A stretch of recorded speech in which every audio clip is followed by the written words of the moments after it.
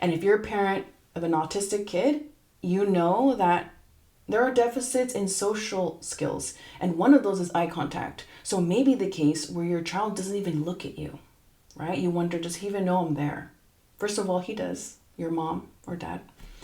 But, right, with these strategies, being able to better connect with your child, you're going to start to see them seek you out, and you're going to start to see that initiation of connection. It's really magical. As a parent, it can feel challenging to play and connect with your baby on the spectrum. The reason is because with their diagnosis comes deficits in communication and social skills. So it's no wonder that how we speak, play, and socialize can feel really different from how our autistic kids do. You don't need more time. You don't even need more toys. You need direction. I've been working with kids on the spectrum for over 13 years. And, at this point, it really doesn't matter the skill level the child is at, if they're speaking, if they're non-speaking, if there's a lot of stimming, if there's a lot of behaviors. It really doesn't matter. Over the years, I have developed a skill set to be able to connect with any child, I would say within the first 2 minutes of meeting them. And I'm going to teach it to you today. Sometimes when I meet a child for the first time and I start playing with them, the mom will say, wow, he really likes you. And it's not necessarily, again, because it's something with my personality or because I'm special. It's because I practice this replicable strategies, the same 3 strategies across the kids. You start to see them gravitate toward you, or you start to see that connection. You start to see them putting your hand on toys to help turn it on. And you start to see that eye contact. I'm going to outline 3 parent-friendly tips you can start today to start better connecting with your child. Once you start implementing these 3 tips, you'll start to see a better connection. Maybe your child starts pulling your hand toward them. You might start seeing more direct eye contact and even smiling. By the end of the video, you'll have a better perspective of how to really get in their world. Let's jump in. I wrote a few basics. Before we get to the 3 tips, these are a few basics that I recommend for any parent to incorporate in play. So the first one is sit or stand facing your child. Okay, I think it's tempting to kind of play next to them or play in back of them, but you want your child to be able to connect. You have to be face to face. That's one. The second one is avoid asking questions, avoid placing demands. So as parents, I think we're eager and we're hungry to help our babies learn. And that comes with a lot of questions like, which is the A? Where's the letter A? Okay, put the apple with the A. Put it right here. This is where it goes, right? A lot of questions, a lot of demands. But when you're prioritizing pairing and play, really building a deep connection with your child, you want to avoid questions, avoid placing demands on them, because the whole point is to connect and have fun. So those are the few basic kind of back to the basics I wanted to talk about. Let's jump in to our 3 strategies. I bet your kid with level 1 ASD may not play with toys functionally. That means he may not roll a car down the racetrack, he may not stack blocks on top of each other, or she may not rock a baby. So what I want you to do is to practice observing how they play and start copying their movements. So what this looks like is, let's say your son or daughter really enjoys spinning, or they love to be jumping, or they're always clapping, right? So when they start doing this, I want you to start spinning and jumping and clapping too. So I had this little boy that I worked with a few years ago. He didn't really play with toys, but what he loved to do was run in his house. He would run to the kitchen, run to the dining table, back and forth, and he would run to one corner, kind of wiggle his fingers in one corner, and then run all the way back. Well, kind of vocalizing, and then he would wiggle his fingers in the other corner and then run all the way back.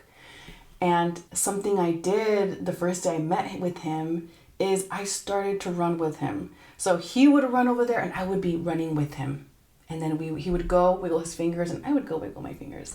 And then he runs back and then I would be running back too. Okay, we're going. And then we'd stop and then we'd wiggle our fingers and then we go. And after like 1 or 2 times of doing this, he would start to look up at me like, who is this? And what are you doing?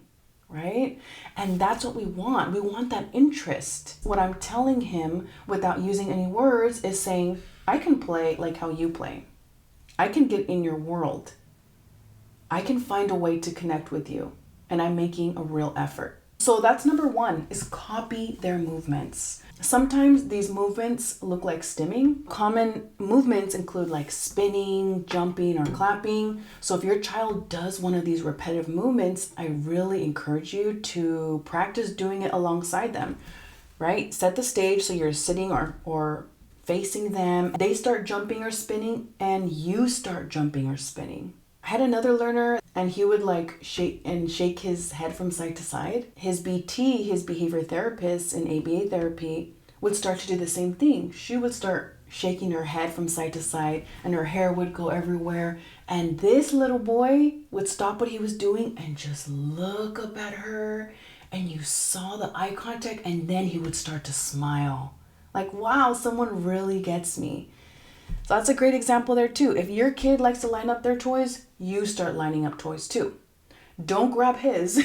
He might not like it. Don't grab his. Grab your own. If he doesn't want you touching his cars, that's okay. Grab something else and start lining it up.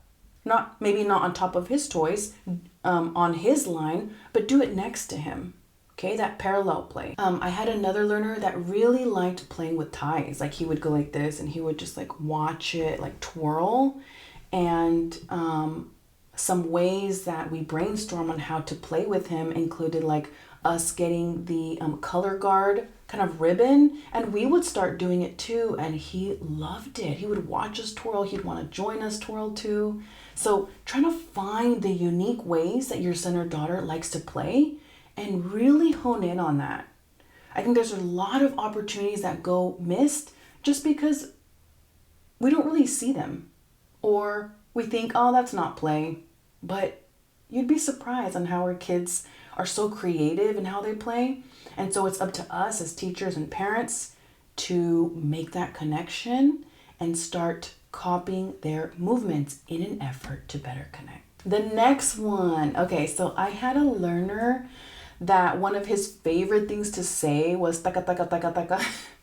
And I would start saying taka taka taka taka, and then it was like this back and forth. And again, the eye contact, you'd be surprised of when you start copying our kids' sounds, that how you get permission to enter their world. And so he would look up at me and I would just smile and stop when he stopped. And then he would start again and I would start again. And it's really building that connection, that back and forth. So number 2 is copy their sounds. And the last one is kind of building off the last 2.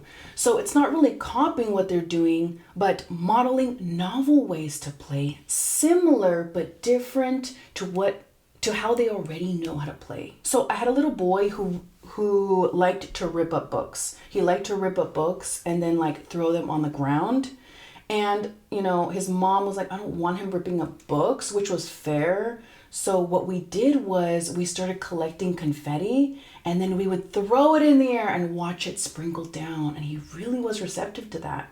So you see how it doesn't have to be exactly the same thing on how your child is engaging with the toys or materials. Try to kind of do a spin-off of it. Make it similar, but different and appropriate and safe, obviously.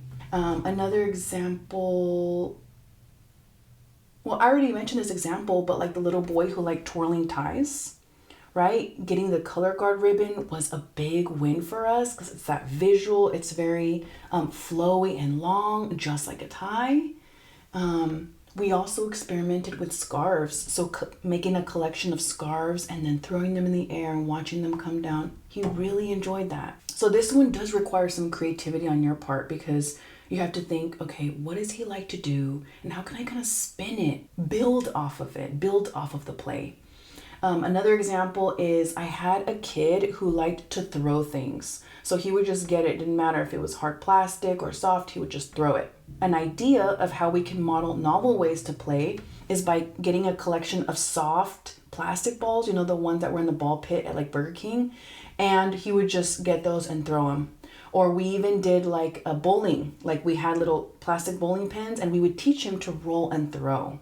Those kids dartboards that are like Velcro, and there's actually like small Velcro balls, and you could teach him to like throw the Velcro ball on this huge dartboard. Again, he still gets the satisfaction of throwing, but now it's appropriate. Now it's a game. Like I said, this one requires some creativity, but it's very rewarding when you're able to kind of find something that your child really likes. And who knows, he may like it better than the thing he liked before, right? Our kids don't know what they don't know. They don't know what they like until they're exposed to something new and you show them how to play and engage with it in a new way.